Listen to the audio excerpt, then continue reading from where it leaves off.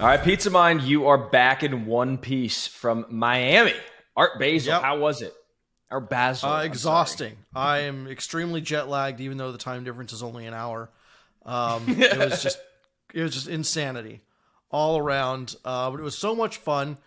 This was really the first set of conferences and events where it was really just about fun. And there was just as many girls as guys, and not just builders and people in the space, but groupies and chicks just want to hang out because this movement's cool. Is unbelievable. It because all the crypto guys are rich now, the supermodels. No, we're broke. They can't be gold diggers. They have to actually be here for the movement. So hold on, let me jump in there. So speaking of cool, rich, and Art Basel, did you see the ATM at one of the exhibits that had a leaderboard? I did. I saw Diplo was number one. Diplo won the event. Pizza, did you see that? It rejected my card. I don't know what was wrong. Here's the video. Looks like I can't really zoom in there and see what it is. I'll try and zoom in on the video. But yeah, that is really the ultimate flex, is it not? Just letting everyone else in line see what's in your bank account on purpose with a bigger screen. Probably just one of his accounts. Yeah, right. Did you think there's anybody that showed up and didn't know, and then it was just you had to register with a credit card or bank account or something? No, they definitely knew, because Art Basel itself is one of 4 gigantic events, along with the Monaco Grand Prix and some other fucking yacht race, and I don't forget what the other ones are. Just for the ultra wealthy that are bored and have nothing to do. That's what the event is for. It's not for normal people that have kind of snuck their way in through this newfound wealth. I was there with a group of influencers, and thanks to Viral Nation, we got in everywhere free, as long as we were with that group. So we were kind of chauffeured around through all this stuff. Otherwise, there was no way I would have been on any these are tickets you can't buy. You just have to be on a list. It was one of those at situations. The bottom of the leaderboard. Have you ever seen the Kevin Hart stand-up joke where he's like, "Oh, the way my bank account works is you got the checking and the savings. It takes 2 days." There's definitely one of those guys at the ATM that's explaining why his balance is so low. Brutal. Tivo, what else do you see this past week? So the biggest thing, Elon Musk has been tearing it up on Twitter Spaces, just hopping into rooms left and right, almost as many as SBF has. But in one of those spaces, he announced that crypto payments are coming to Twitter. No timeline, didn't drop any specific coins, but pretty adamant. And he's mentioned this before, but I think it was the first time, in the public forum of him owning Twitter, saying it with his own voice, that crypto payments are coming. Where do you think he's going? Dogecoin, or do you guys think he's going to do a Bitcoin sort of light, like a Litecoin Bitcoin wallet? Or, I don't know. What do you guys think? I think that when Binance pitched in $400 million towards this purchase, it wasn't an act of goodwill. It was a strategic investment.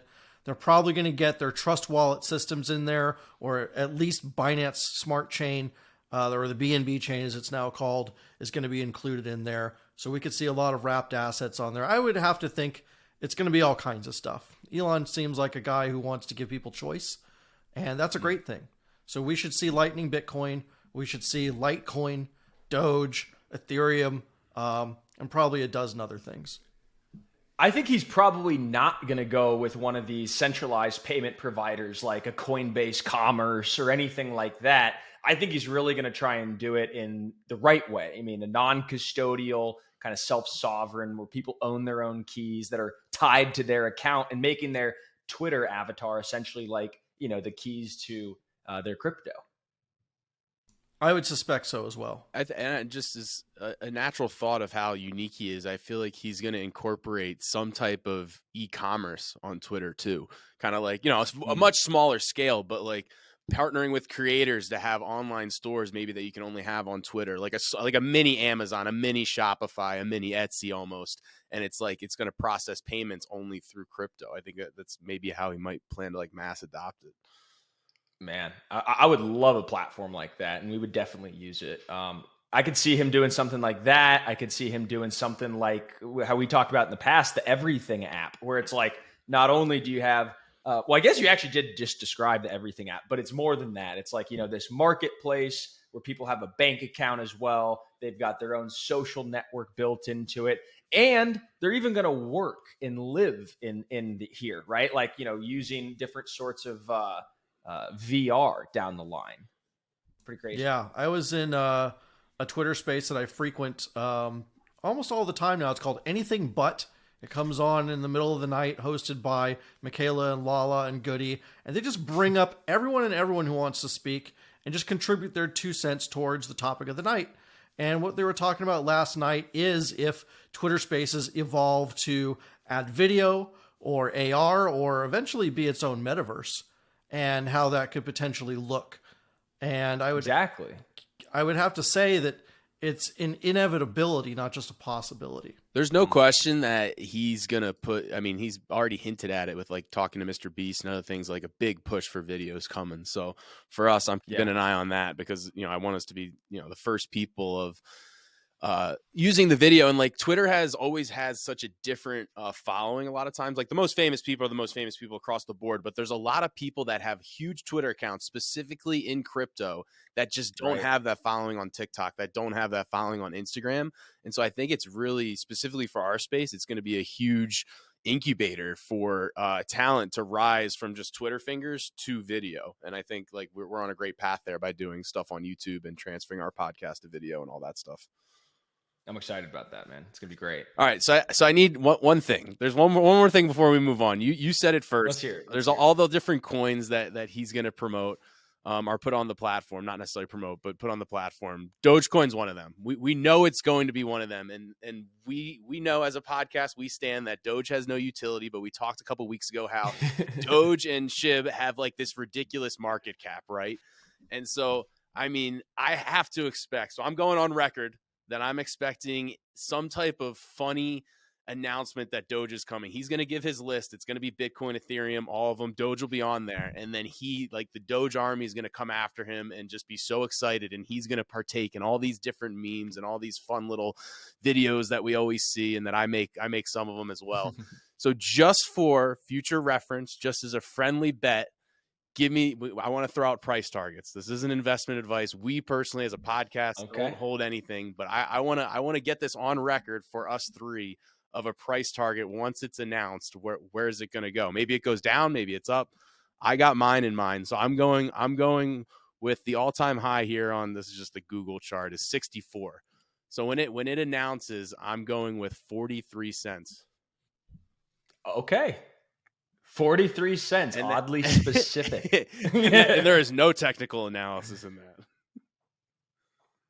Honestly, 43 cents is it's a good number. And there is, if you actually look I'll do a quick screen share. Well, dude, you actually pinned the right shoulder from this Head and Shoulders top pattern at 43 cents on the money. There it is. Look at that. You didn't even know. You TA son of a gun, you. My bet, if Elon Musk kind of announces a big push, honestly, TiVo, 43 cents, that's a good bet, man. Well, it's a good bet. That goes I help right Brendan back. produce our trading courses. I've been watching those videos. I tune in and watch you guys break down these charts all the time. I'm learning support, resistance. I'll go exactly. I'm going to go a little lower. I'm going to say that the market's not strong enough yet to have kind of a blow off top that could take us all the way up there. But I think up to about this former high, which was a former support as well, 16 cents. 16 cents. That's a plus 60% from where we're at right now. And I think that's plausible on a short spurt for Elon Musk's announcement. I think those are both very logical choices. And I'm going to go somewhere in the middle. I'm going to go with 25 cents. Because that's where a big volume point of control is. Being that this is a very retail-driven coin, that 25 cent psychological number has proven to be big in the past.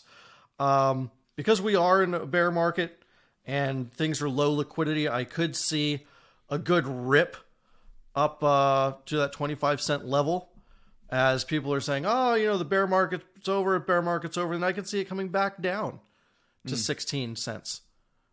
Okay. Very cool. I like it. So my 43 comes from exactly what you said of like the initial pop. And then if you give me a couple more things, the thing with Dogecoin is like everybody knows about it and it's on Robinhood and you can go buy it.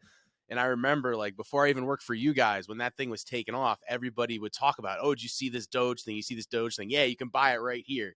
Whereas, like, when something unique came out, I remember my old job, like SafeMoon, like, you know, my boss Dave was buying SafeMoon. Everybody wanted to buy it.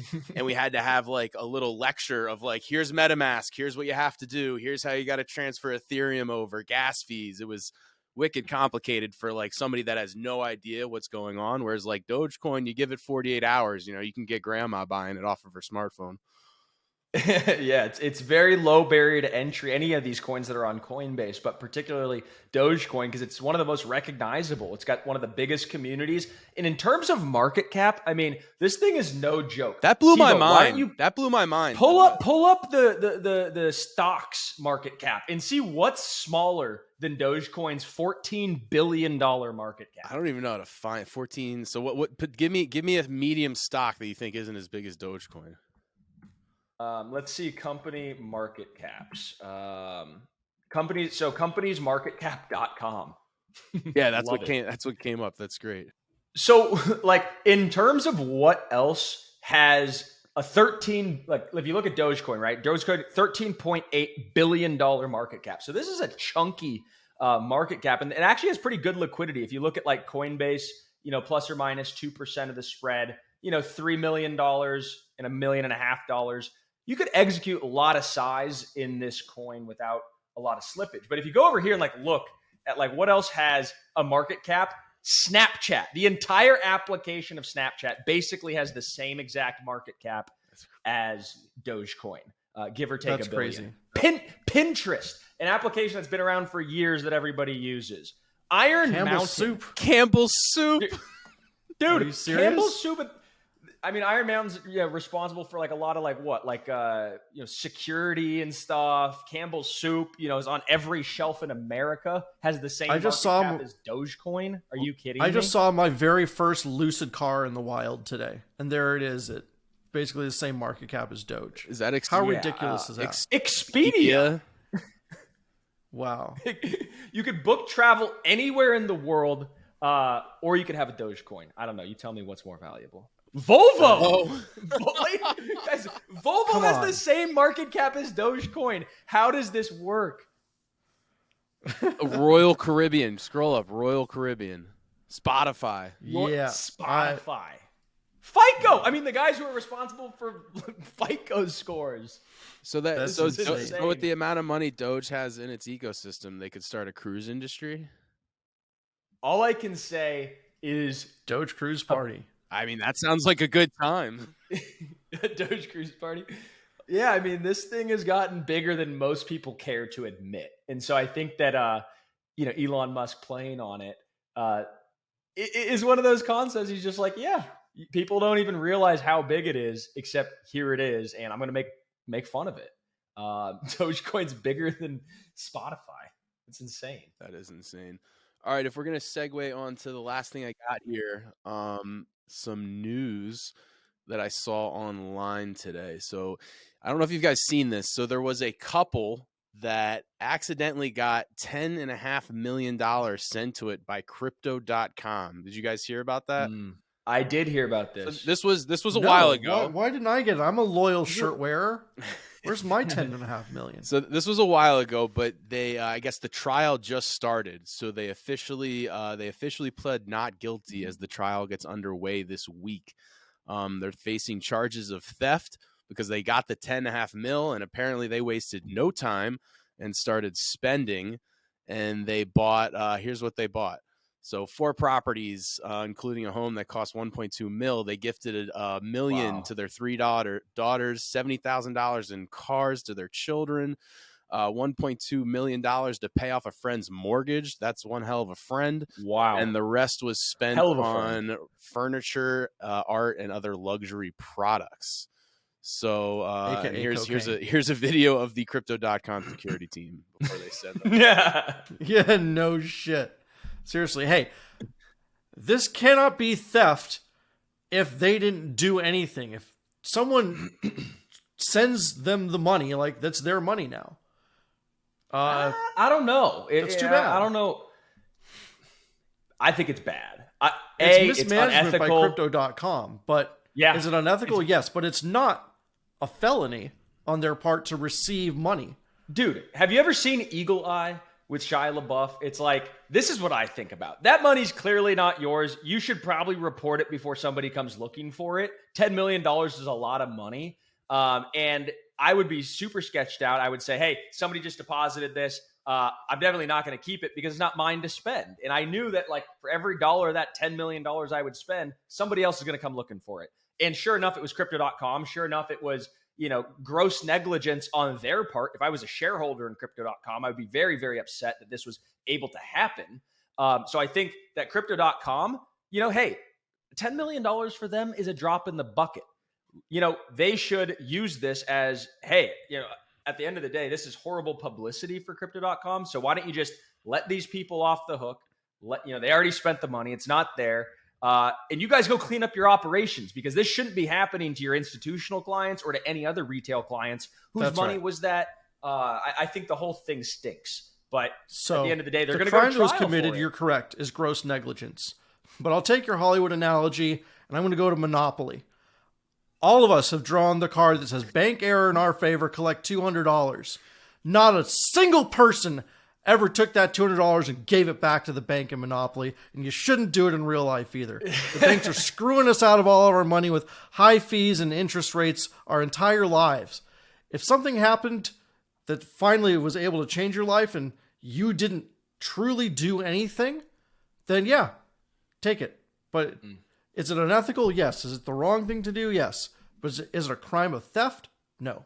And a huge precedent, because this is probably the first big case in that sense of sending something to the wrong wallet. And as this thing grows, this will be a precedent that the courts probably look back to. So something to follow. Should not be possible to happen.